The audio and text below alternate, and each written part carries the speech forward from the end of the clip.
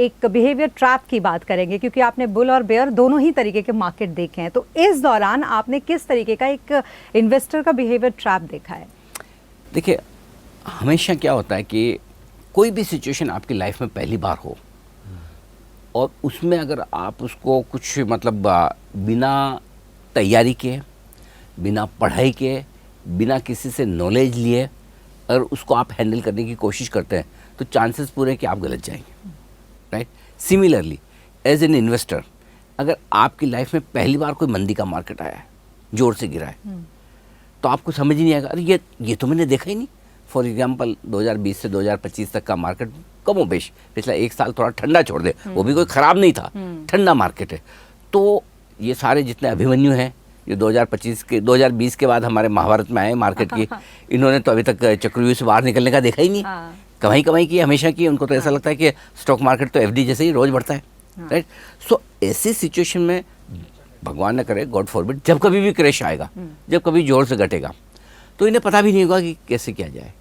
तो इसके लिए बहुत ज़रूरी है कि आप या तो एक्सपीरियंस करें या दूसरे के एक्सपीरियंस से फ़ायदा उठाएं। सो मेरा ये कहना है कि जब ये क्रैश वाला मामला होता है तब आपका बिहेवियर क्या होता है, या आप पिछले 3 या 4 क्रैश को स्टडी कर लीजिए, चाहे वो 2008 का हो, 2020 का हो, उससे पहले के भी 92, 91 के, हर्षित मेहता के टाइम के हो, 2000 के आसपास के जो आपके टेक बबल के हों।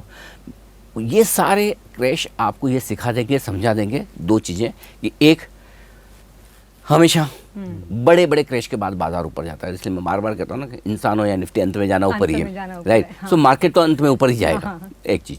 और दूसरी चीज़ जो सिखाता है वो ये कि हर बार जब तेज़ी शुरू होती है तो नए लीडर्स होते हैं। तो क्रैश में आप बच तो गए, लेकिन सर्वाइव तो कर गए कि आपने समझदार हो गए दूसरों की गलतियों से कि भाई मुझे 30% 40% नीचे बेचना नहीं है ना, मैं नहीं बेचूंगा।